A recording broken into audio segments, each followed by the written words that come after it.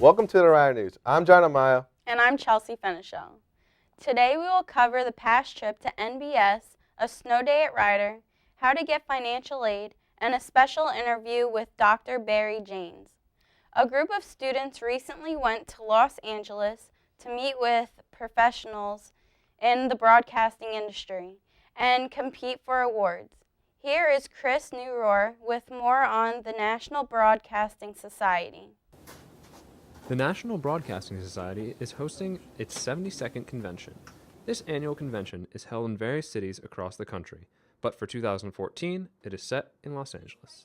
According to former NBS chair Scott Albaum, the NBS conference is designed to connect students with media professionals. I was a conference planner for the last 4 years, and this year I'm contributing to the conference by planning a session for professional members. I am helping with the award show for the undergraduate student award video and audio awards program. There are more than 50,000 alumni of NBS. Some members include famous and successful people, including Bob Costas, Walter Cronkite, and David Brinkley. What I really love about this conference is the fact that there are panels not just generalized for just, oh, this is a panel on TV, this is radio. Like, they have news writing for radio, they have panels about television hosting and screenwriting, like all these different specific fields. So it really opens up a lot of doors for students who either don't really know what they want and want a little taste of everything, or for students that have a narrow focus and are able to network with professionals specifically in the field of their choice. So I think it's great. It can help students all around. The NBS conference bridges the gap between professionals and students and gives the students the feedback they need to improve. Yeah, I submitted 2 submissions last year. None of them won, but what I was able to get from it was the judges' critique sheet, and from that, and being at the convention and talking to professionals and networking a little bit, it kind of helped me know, to understand my mistakes better and kind of improve on the works that I had done last year, which aided me with the projects I worked on in 2013, which led to this year's nomination. So, thumbs up, I guess. It just made me so happy and excited to see that not just my hard work, but their hard work as well is acknowledged. The connections students gain at this convention can help build relationships which could lead to internships and job opportunities in the future. Rider entered 40 videos and audio projects. We have 11 finalists in 10 different categories. So we did really well, and we're really excited to find out who the winners might be. The National Broadcasting Society will bring opportunities and excitement for Rider students. For more information on the convention, go to nbsaero.com. For Rider University Network, I'm Chris Neurohr. Thanks, Chris. NBS gave some great opportunities to the students. This year, the students brought home 4 awards and are looking forward to the next year. Next up, an in-depth look at how students have fun during their snow days. We'll be right back. How am I going to pay for college? Have you ever felt like this? Behind this wall could be your solution to your college tuition woes. The first step is going to the BLC.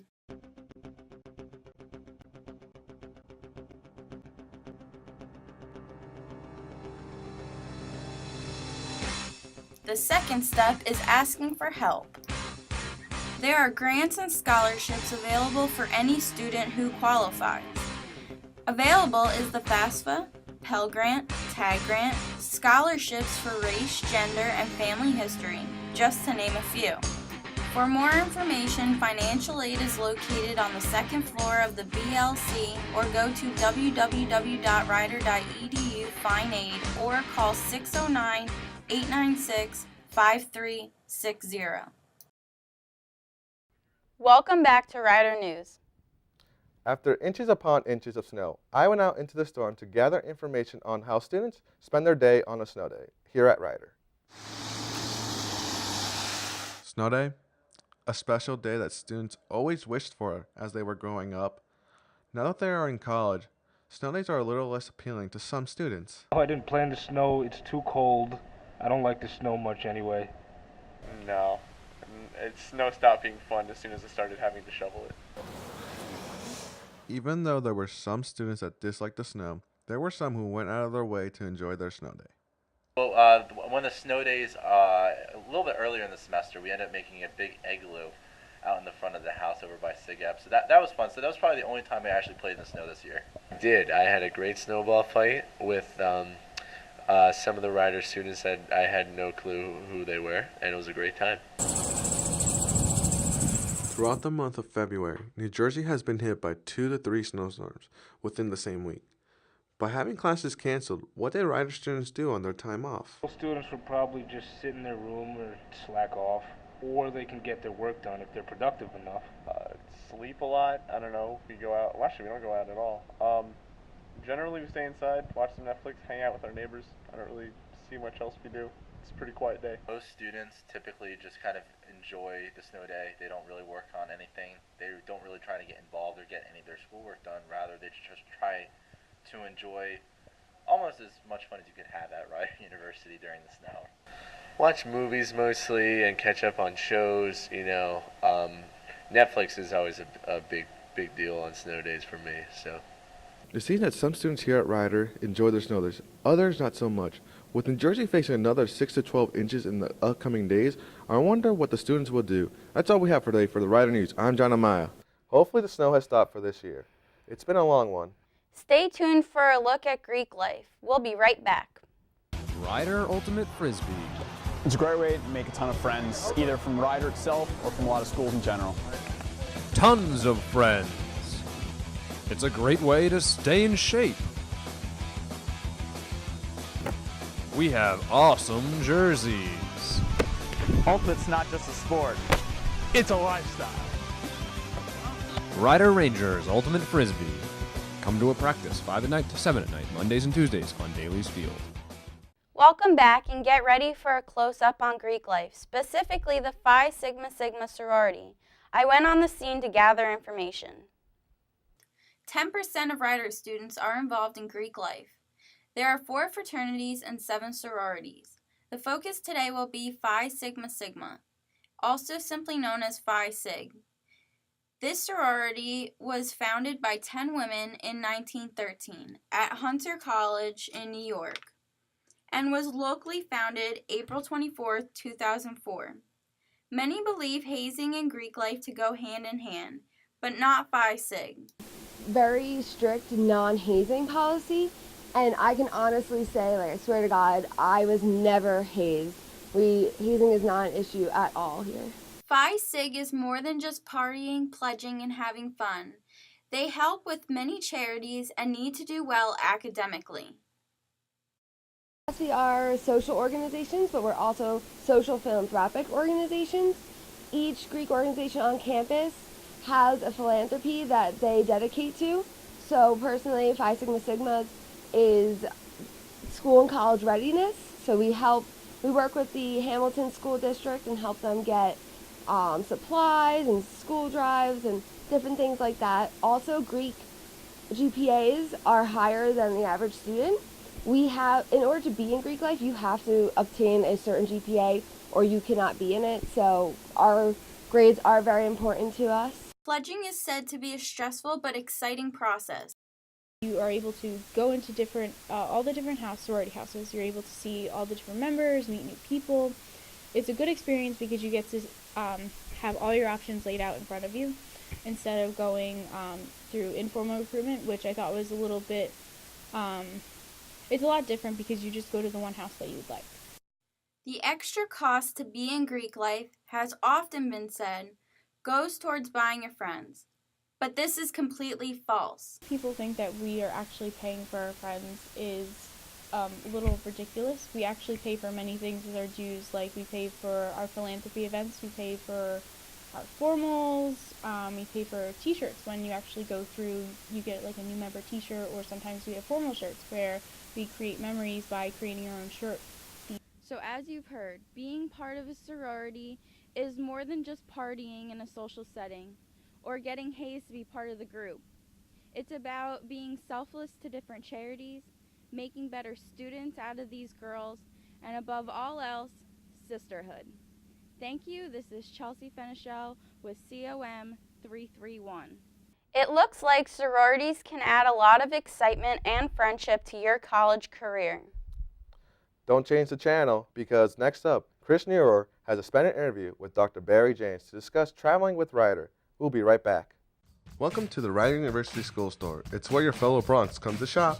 Please have a look around. You'll see that we have many Ryder clothing and accessories. To see more, go to our website. We have t-shirts, the keychains, the coffee mugs, and even a Ryder flag to hang up in your room, or stickers to put in your car. To know more about us, please visit our website at www.shoprideru.com or just come on down to the bottom floor of the BLC.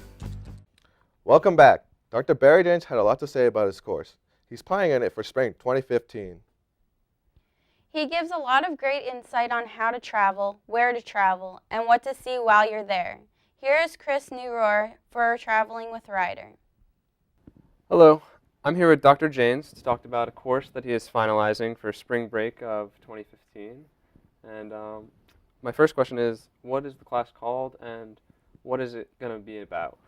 We have a course in our department called, it's called Documenting Cultures Through Travel.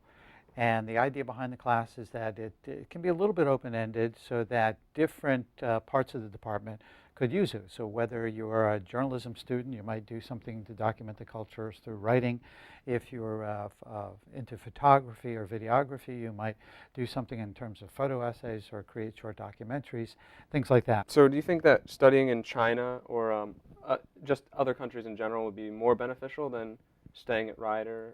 Oh, absolutely. I've actually taken a group of students to China before, and it was amazing. I mean, just the students' interest, the excitement. All of a sudden, you're viewing things. You know, sometimes when you're immersed in a culture like we are around us, that you don't see the things that are new, that are different, that sort of catch your eye. When you go to some of these places, all of a sudden, everything looks a little different.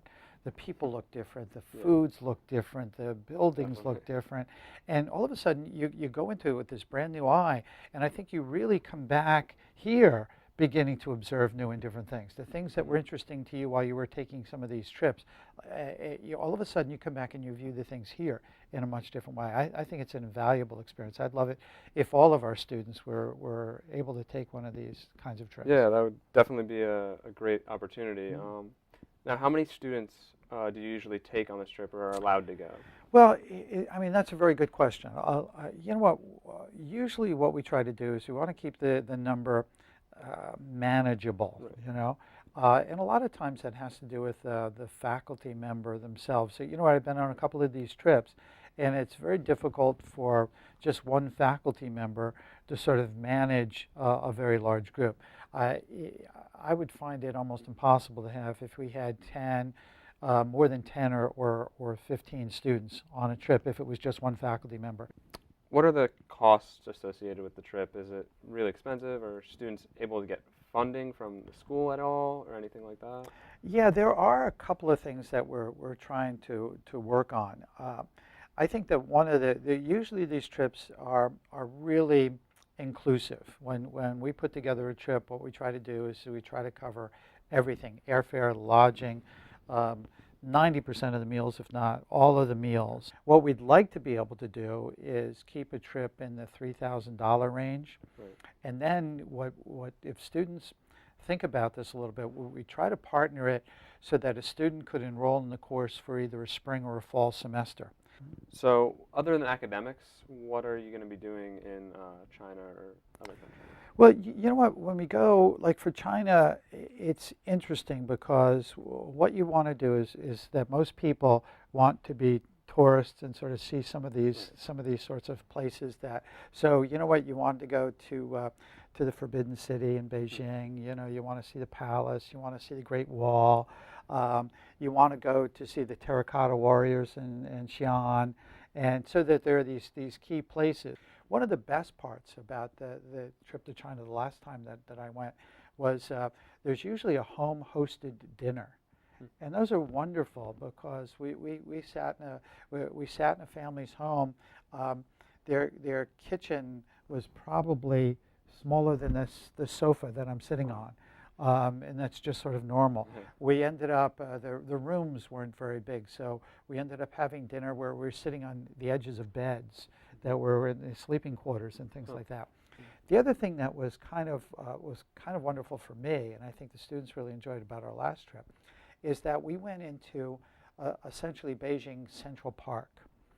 The parks and you see this on a list of things to do, and it sort of ranks down there below some of the highlights, right? Yeah. But when we walked into the park, the parks were so full of life. It was amazing. They had people, 30 or 40 people doing Tai Chi, and you're watching these people and their movements and stuff, and our students are getting involved. They had 30 or 40 people doing ballroom dancing. It was amazing to sort of go into this park and watch these people actually, but it was all about exercise. It was all about getting out. And the parks are so crowded because you are in a major city and they don't have a lot of space. There's not a lot of yards and things like that. You would go into another places and people are stick fighting. There's other places where they're playing games and stuff. You'd see the people, they would actually take their birds out for a walk, and you'd see people with the cages walking through the parks and things.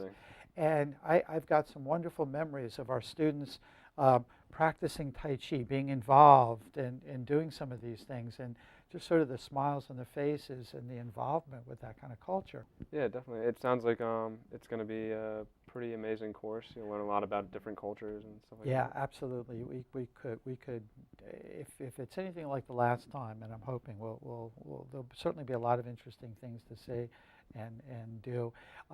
What's also been interesting about these things is that it's not just communication students.